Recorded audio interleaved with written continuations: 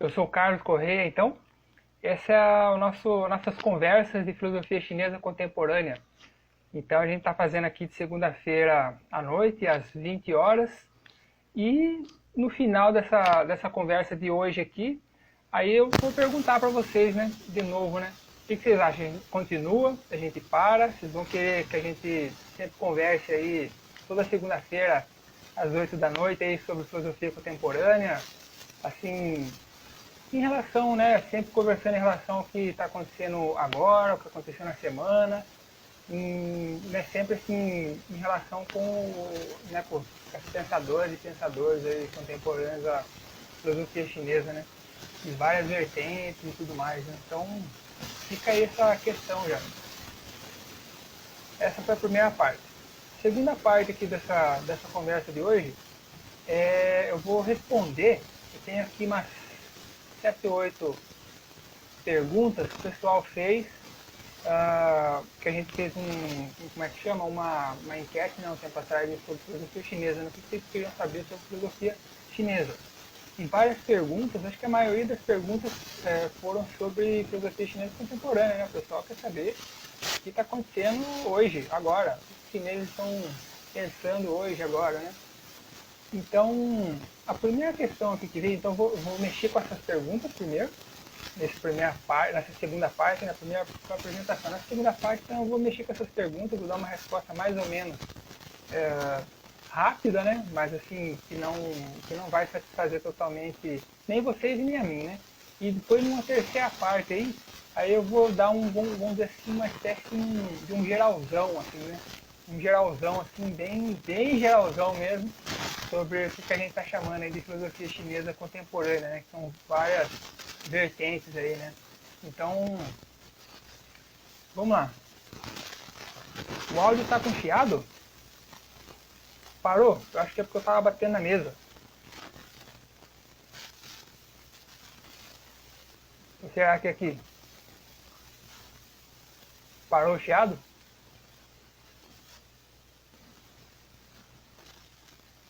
Alô, som? Tá chiado ainda?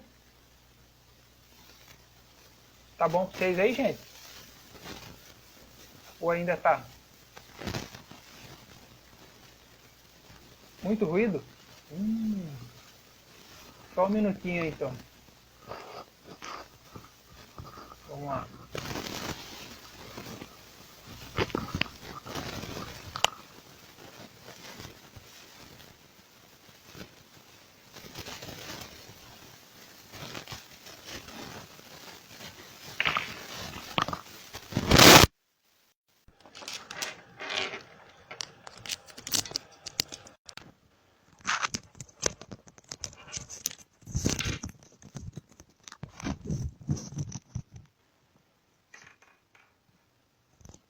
Melhorou aí, gente? Parou o ruído?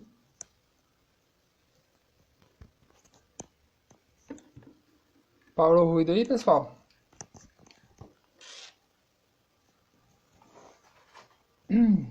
Vamos lá, então. Pouco. Bom, vamos lá. Vou continuar, então. Maravilha, gente. Vamos lá. Então, nessa segunda parte, né? Depois eu vou fazer uma espécie de geralzão, assim, que penso ser importante a gente considerar quando a gente vai mexer com esse tema aí, né? Vamos dizer assim. Então, vamos lá. Primeira coisa que perguntaram aqui, né, sobre pensamento socialista chinês no século XXI. Então, em relação a isso daí, a gente pode citar aí, por exemplo, né, os estudos aí da Jinhua, que a gente já postou alguma coisa sobre ela aqui, e a gente ainda vai falar mais sobre ela, né?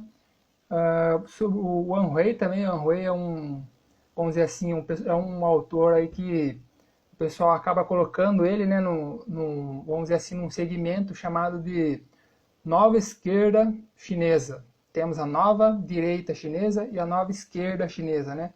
Politicamente falando aí, né? Então, dessa nova esquerda, né, em relação a esse pensamento socialista chinês no século XX, você tem aí o Wan Hui, por exemplo, ele é classificado, né, o pessoal bota ele aí, né? Então a gente tem, por exemplo, o Yu Jin, também é outro pensador aí de base que a gente chama aí de marxista, né? E a gente tem também outros pensadores como o Joseph Chan também.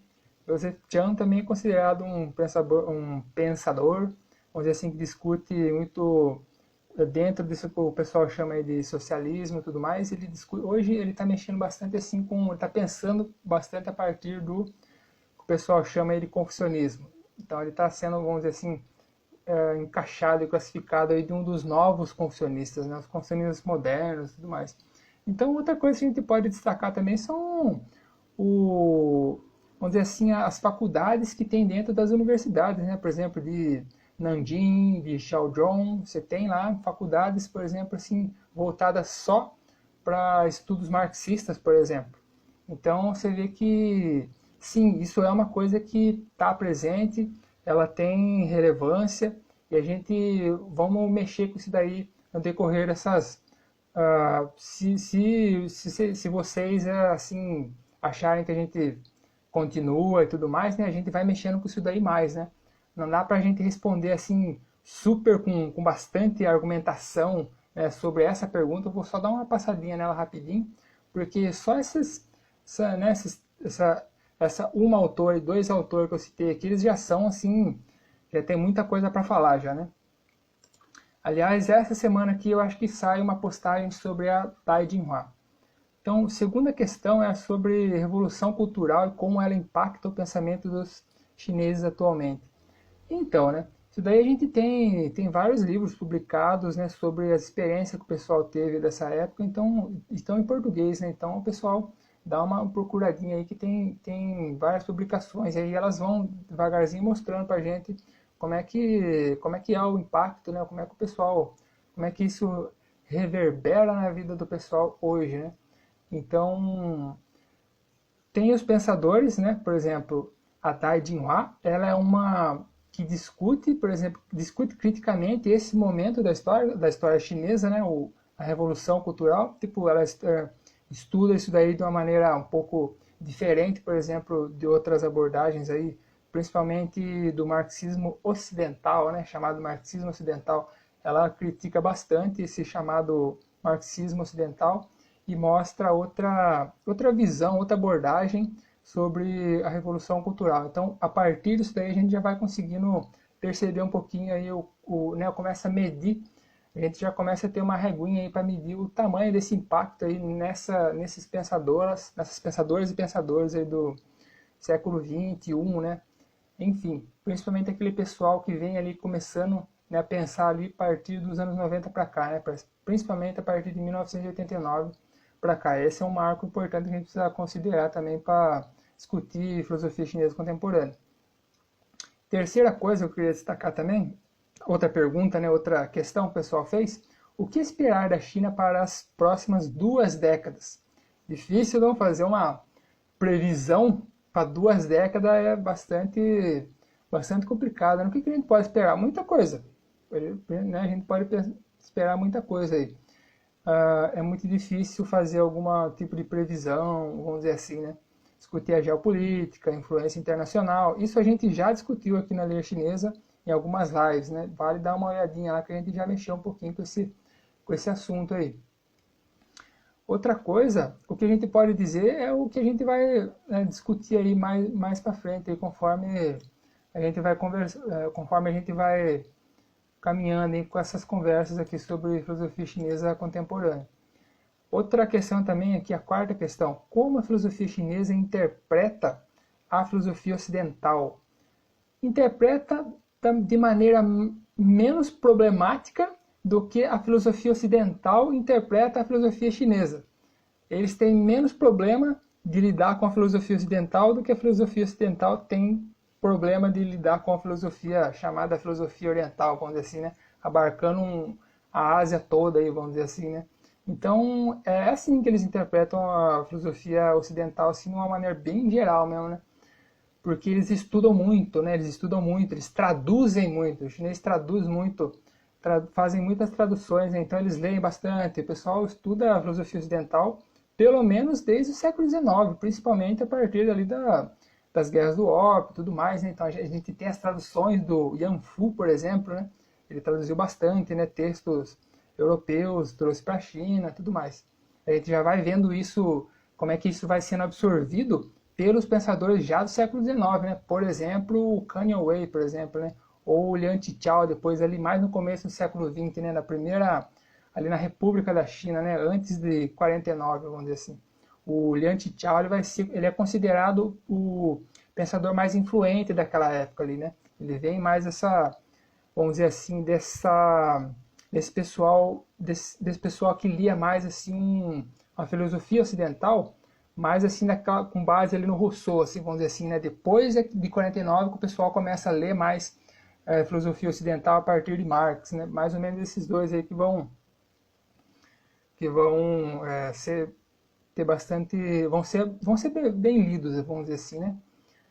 Então, aqui a quinta questão, isso que eu falei, gente, assim, é bem inicial, é bem geralzão, assim, né? Bem mais complexo e tudo mais. Então, aqui uma quinta questão. Qual a sua opinião sobre a importância da filosofia chinesa para o contexto brasileiro? Então, talvez dependa do próprio interesse que o Brasil tem em sua própria filosofia, a filosofia brasileira. Então, vai depender do próprio interesse da gente estudar a própria filosofia brasileira.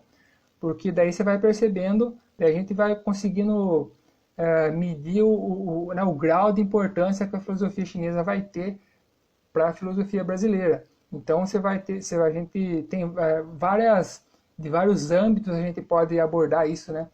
No jeito comparativo, do jeito, vamos dizer assim, de histórico, vamos dizer assim, né? A gente pode ver, por exemplo, tem várias, assim, por pontes, vamos dizer assim, né? Várias pontes a gente pode citar aí, por exemplo, Mao Tse-tung, citado na Pedagogia do Oprimido, Paulo Freire, por exemplo, ou o Lin Yutang, citado pela Clarice Lispector, pela Cecília Meirelles, pelo Mário Quintana, a questão, por exemplo, né, de uma possível influência ali do taoísmo na obra do Guimarães Rosa, né, principalmente ali no Grande Sertão Veredas, né, tem um livro inteiro falando só sobre isso daí. Vamos lá, aqui a sexta questão.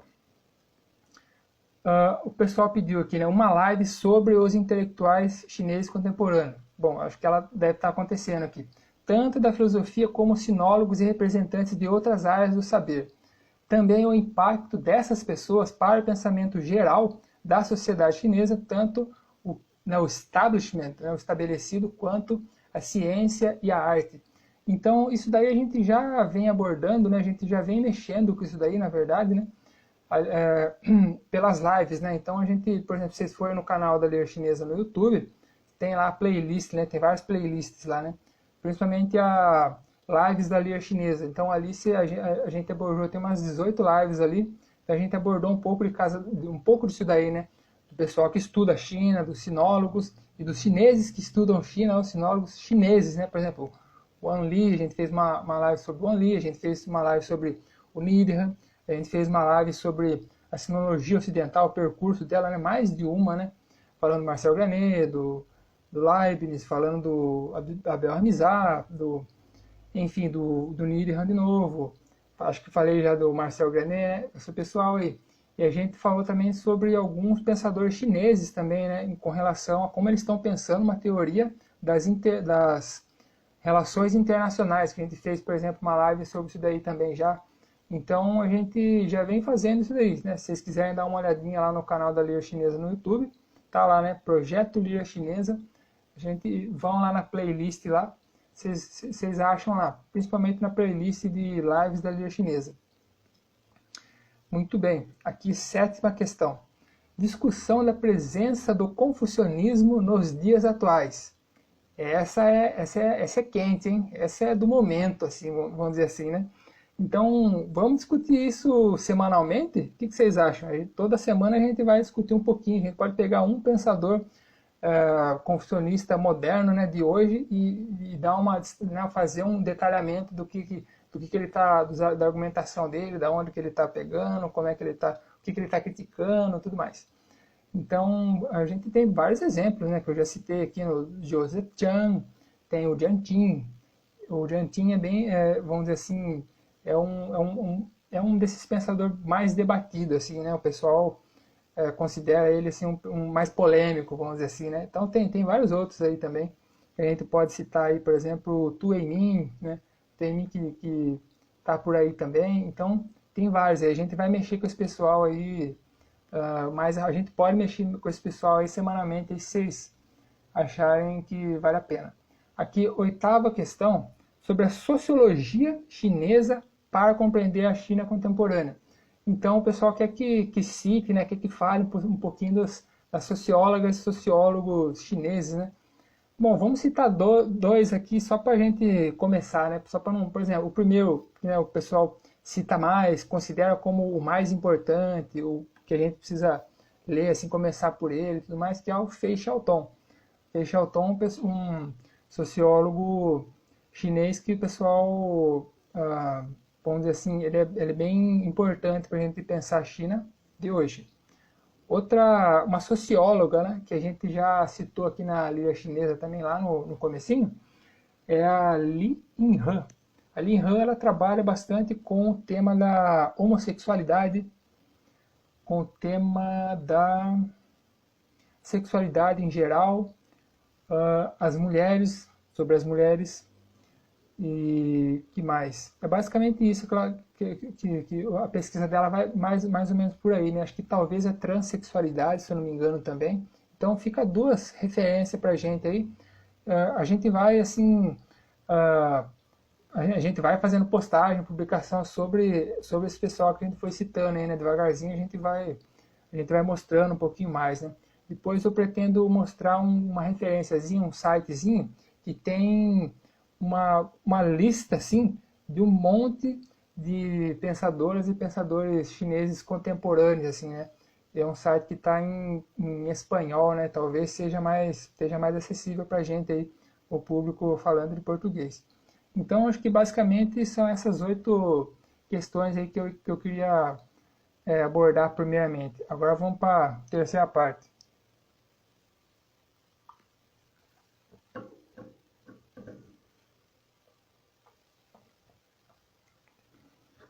A gente tem uma questão aqui. Vamos lá. O Matheus pergunta: o do confucionismo bons dias é o que mais me interessa? Confucionismo nos dias atuais me interessa muito. Ah, entendi. Gente, vamos abordar aí o confucionismo nos dias atuais, aí que o pessoal talvez esteja se interessando mais, né? Aparentemente. Bom, gente, vocês podem fazer pergunta, me interromper no meio, não tem problema não, tá? Bom, então, feita essas duas primeiras partes aqui, vamos dizer assim, eu vou para uma terceira parte aqui pra gente. Eu acho que eu vou pegar aqui, antes de começar, eu quero, vamos lá, deixa eu só,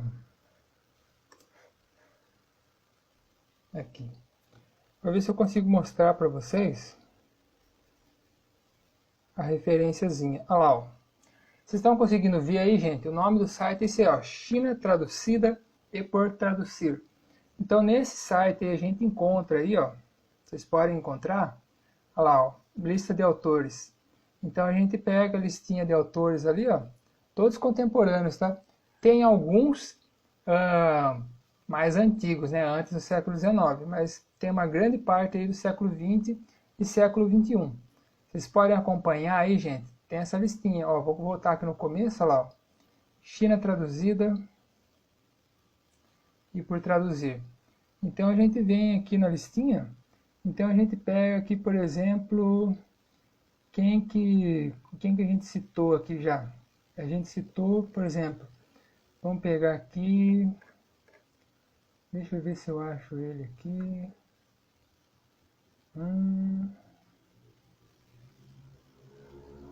Sumiu. Eu estava querendo achar o Fei Xiaotong, ele está aqui na lista.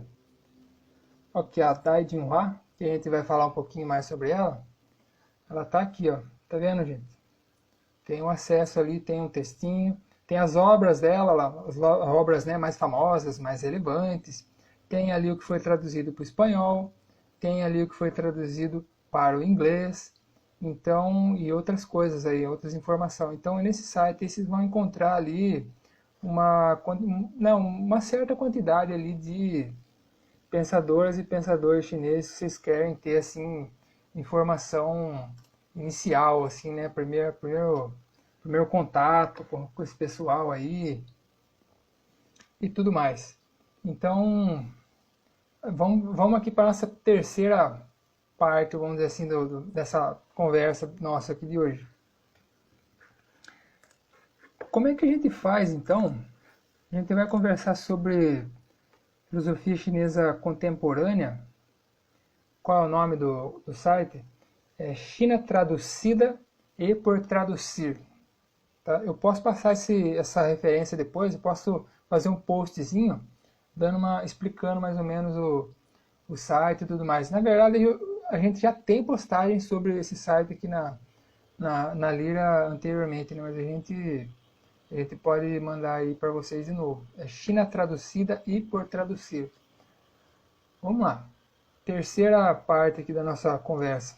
Então, aqui a gente entra, então, de fato, no tema nosso aí. No nosso tema de hoje aqui. No tema, vamos dizer assim, que a gente pretende explorar ele mais a fundo, né? Com mais detalhes e tudo mais, né? Então, quais são as questões que geralmente aparecem quando a gente estuda a filosofia chinesa contemporânea? Então, geralmente, o pessoal quer saber, a China é capitalista? A China é socialista? A China é não sei o que? A China é autoritária? O Estado chinês é autoritário, totalitário, alguma coisa assim, uma ditadura, coisas assim, né? Então, quando a gente vai abordar esse tema em China, aí, seja a filosofia chinesa contemporânea, seja a economia chinesa, seja, sei lá, tudo mais, coisa que a gente precisa considerar do meu ponto de vista, o seguinte, uma coisa, além das que já são consideradas. Vamos listar 4 aqui então. Primeira coisa que é considerada, a história da Europa. Junto no pacote a história do Ocidente. A Europa não é todo o Ocidente. O Ocidente é uma parte da Europa. Vamos dizer assim. Então a história da Europa é a história ocidental. Geralmente se considera isso para estudar a história da China, para estudar a China de hoje. Outra coisa que se considera, as teorias ocidentais, principalmente ocidentais. A história do Ocidente e as teorias do Ocidente. São duas coisas que geralmente o pessoal considera para falar de China. Terceira coisa, aí já começa. História do Ocidente, as teorias do Ocidente e o terceiro elemento, a história da China.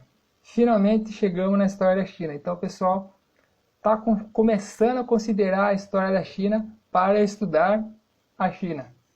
Isso é importante. Depois desses 3, história do Ocidente, teorias ocidentais ou teorias do Ocidente, história da China, aí eu queria só acrescentar aí um 4º elemento aí. Podem ter mais, né? A gente pode lidar com isso de outra maneira. Se vocês quiserem dar um toque aí, pode dar um toque. Então, o 4º elemento seria as teorias chinesas. Esse seria o 4º. História do Ocidente, teoria do Ocidente, a história da China e as teorias chinesas. No mínimo. As outras 3 podem variar. Você pode partir de outra base, né? de outras histórias aí, né? Da América, enfim, as bases africanas e tudo mais. Mas uma coisa que geralmente o pessoal esquece, deixa de lado ou diminui a importância são as teorias chinesas. Por que eu estou falando isso? A gente já discutiu em várias lives aqui da Liga Chinesa, né? A gente discutiu isso com o Rogério de Macedo, a gente discutiu isso com o Eduardo Antunes, a gente discutiu isso com o Tiago Vasconcelos, o Daniel Tiago Vasconcelos, a gente discutiu isso com a Thalita Pinotti, ou seja, basicamente, geralmente o pessoal diminui a importância disso daí das teorias chinesas. Porque a gente tem um problema grande aí de uma tradição, vamos dizer assim, que sempre vai falar assim, ó, os chineses eles produzem sabedoria, qualquer outra coisa, mas menos o que a gente chama de sabedoria, religião, tudo mais, menos o que a gente chama de filosofia, teoria, ciência, tudo mais. Ah, eles fazem ciência, ah sim, eles têm filosofia, mas não é moderna. Mas eles não têm filosofia moderna, não têm ciência moderna. Então, geralmente, bate nessa trave aí quando a gente estuda, quando a gente vai para estudar essa filosofia chinesa contemporânea. Então, a primeira coisa que eu queria destacar para a gente avançar no debate é isso. A gente considerar, além de muitas outras coisas, também, vamos adicionar e vamos ampliar as teorias chinesas. Então, basicamente, essa é a primeira observação que eu queria fazer aí. Uma coisa que a gente já vem destacando desde o começo, com as lives e tudo mais, que eu só estou aqui reiterando um pouquinho, né? Só discutindo aqui um pouquinho. E daí a gente vai avançando, né? Qual o critério para avaliar, tudo mais, tudo mais. A gente vai, devagarzinho, a gente vai discutindo isso daí. O que vocês acham? Vocês acham que tá beleza? O que vocês têm para falar? Vocês concordam, discordam? Que daí eu vou falar um pouquinho mais aqui.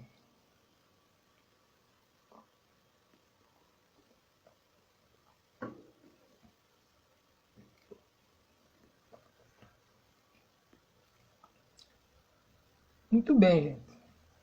Então, outro aspecto, vamos dizer assim, que dá para...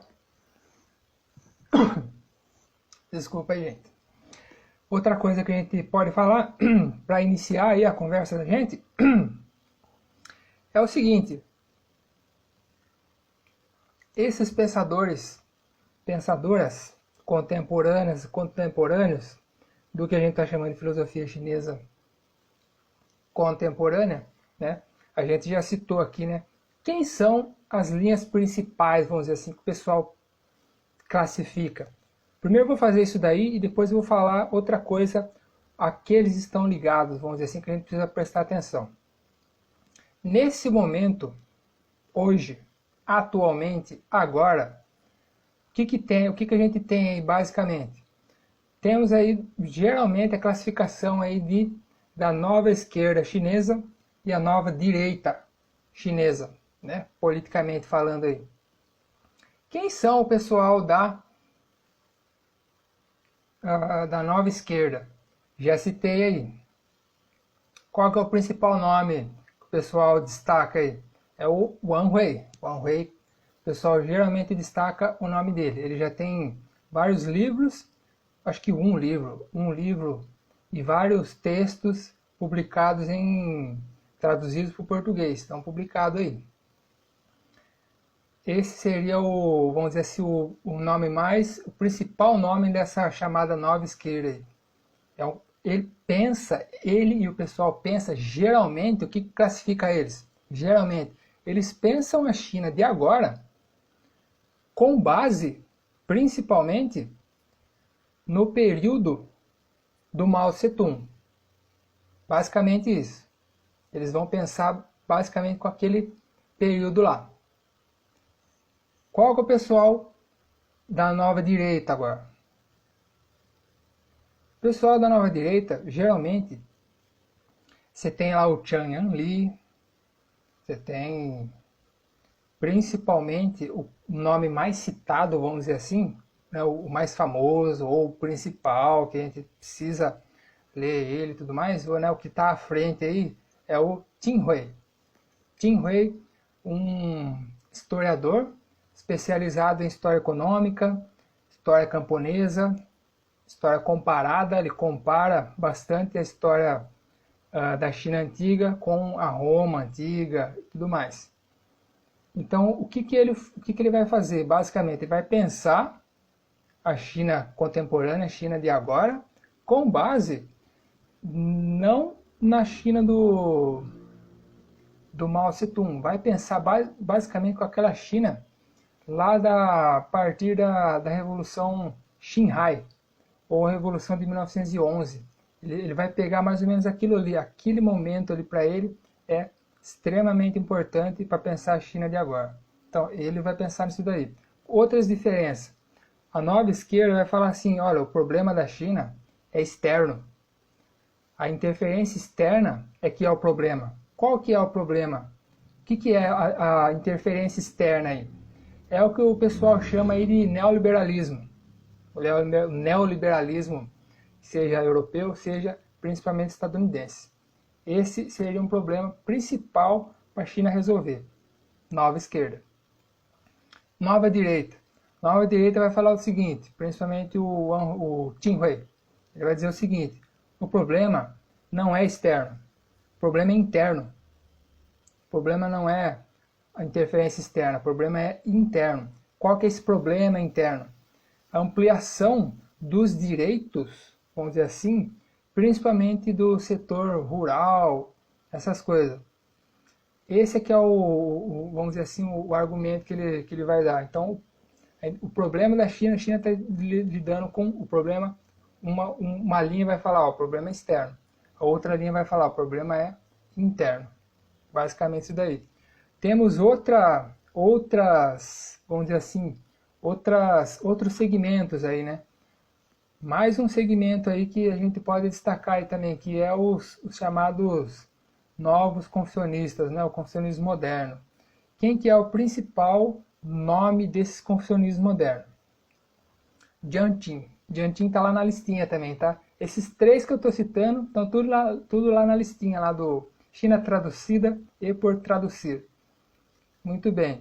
Então o Jiang, ele é alguém que ele vai criticar os dois. Ele vai criticar tanto esse pessoal aí da nova esquerda quanto esse pessoal aí da nova direita. Ele vai criticar todo mundo.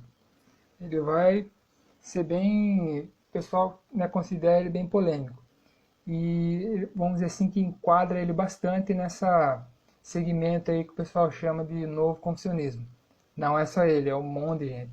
Então, no caso dele aí, por exemplo, ele defende, por exemplo, que a China se estabeleça,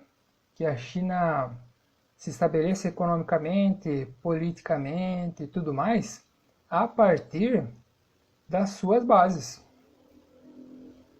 A partir das suas bases. Por que eu estou falando isso? Porque esse pessoal da nova direita, da nova esquerda e da nova direita, eles são intelectuais formados no exterior, na Europa, Estados Unidos e tudo mais. Então eles trazem a bagagem de lá. Pensam muito com pensadores europeus e tudo mais. O Jiang fala, não, vamos pensar a China com base nas teorias chinesas, basicamente. Só que o que ele disse é o seguinte, mas a gente não... Só que ele reconhece, vamos dizer assim, as outras influências que a China foi sofrendo, foi absorvendo ao longo do século XX. Então ele não, por exemplo, ele não nega, por exemplo, a influência que o pensamento confucionista dele tem, a influência marxista no pensamento dele. Ele não nega, por exemplo, a influência russoniana que tem no pensamento dele também. Mas a base é confucionista. Então ele vai se basear aí vamos dizer assim, na tradição confucionista, mas é toda ela? Não é toda ela. Ele vai se basear em algumas fontes, não são todas. Daí que a gente vai ver e falar assim, pô, mas você está se baseando na China para a gente pensar a China hoje. Só que você está se baseando aí numa China específica ali, sabe? Tipo, não é todos os autores, não. Tipo, são alguns autores ali que ele vai falar que aqueles ali é sim que tem aquela ali que é a boa tradição chinesa de pensar a política, a economia. Então, isso aí precisa ser destacado. Então, fazendo mais ou menos esse geralzão, vamos dizer assim, dessa China de agora, como eles estão pensando, é mais ou menos isso daí. Então, isso daí é que a gente vamos começar assim a relacionar com o que está acontecendo na China aí, né? A nova Rota da Seda, as relações bilaterais, as parcerias que a China faz aqui e ali, na América do Sul, em vários países africanos, né? A guerra comercial, sei lá, dos problemas da Huawei, por aí vai. Então, esse pessoal, eles estão ligados nisso daí, eles estão discutindo tudo isso daí. Então, a gente vai acompanhar o que eles estão falando, não só eles, né, outras pensadoras e outros pensadores aí que a gente vai estar destacando aí. Então, e outros que a gente já destacou também anteriormente. Muito bem, eu acho que uma outra coisa que eu queria falar.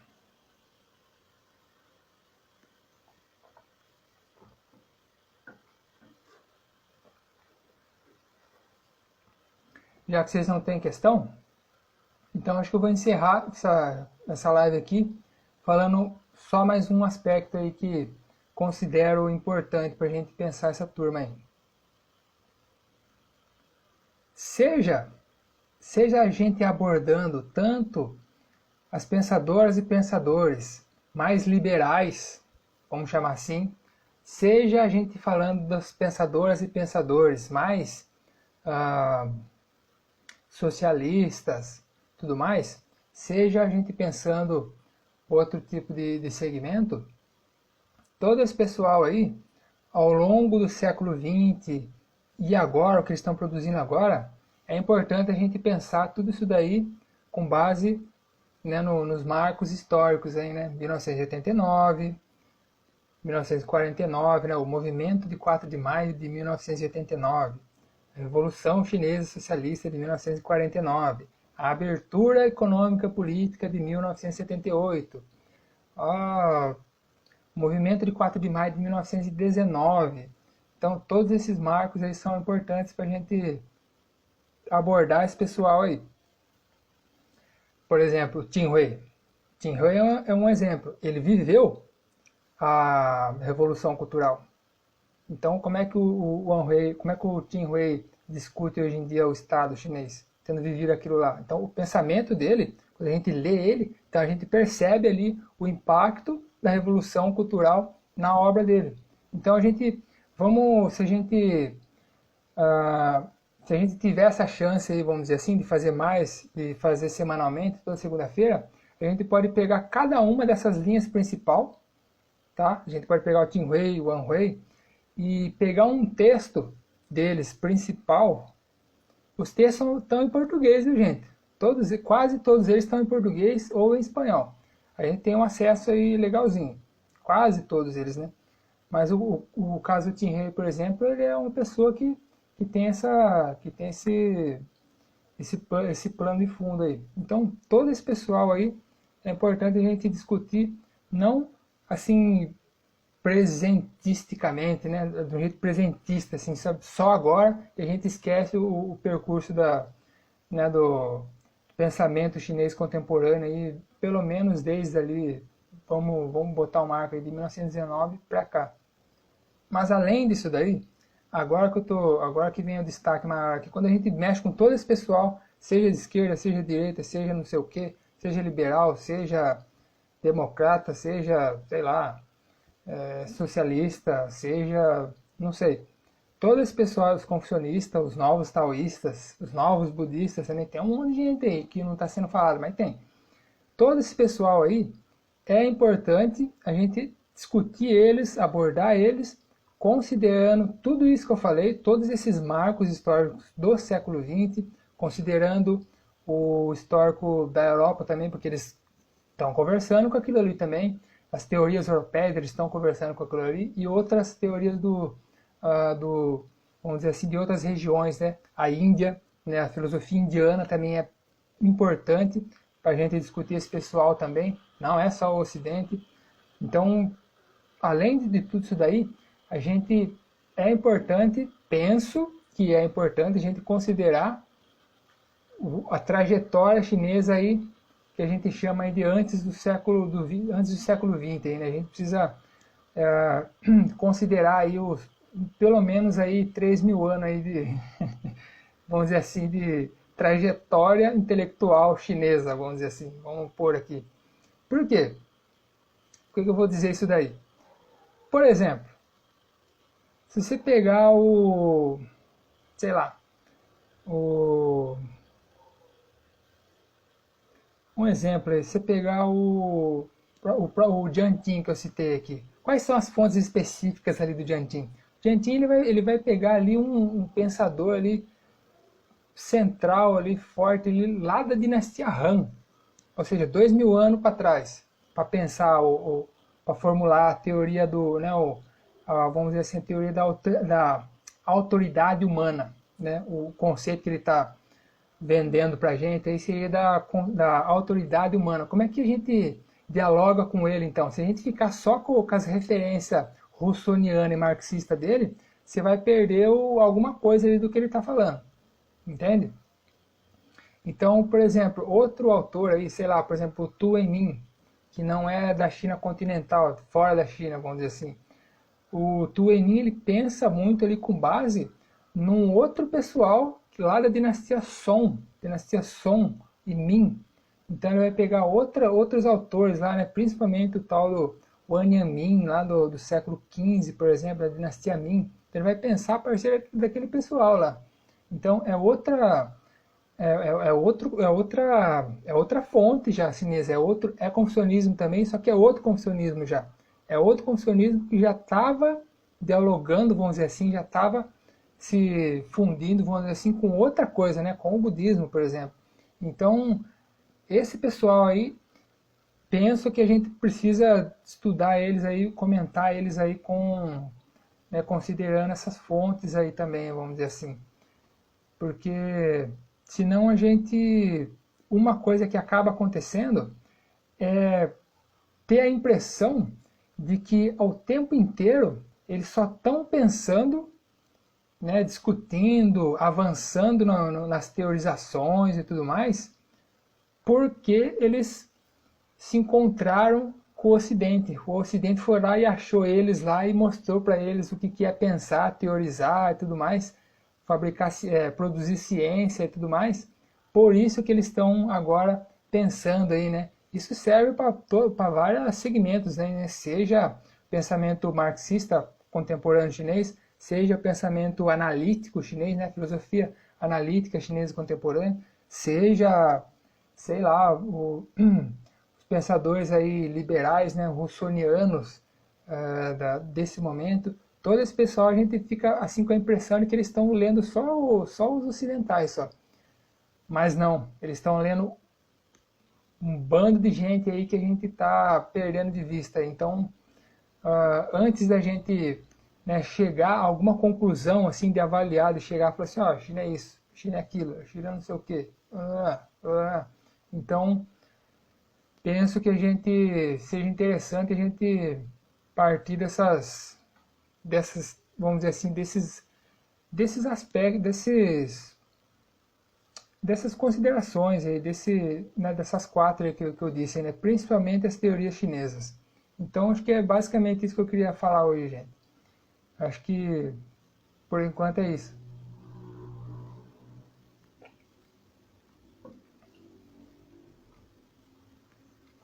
Daí que a gente vai, penso eu, ficar mais firme para a gente poder discutir aí, por exemplo, um Fan Yolan da vida, para a gente discutir uma Chan Hanjiu da vida, por exemplo, uma Lu Bichan, por exemplo.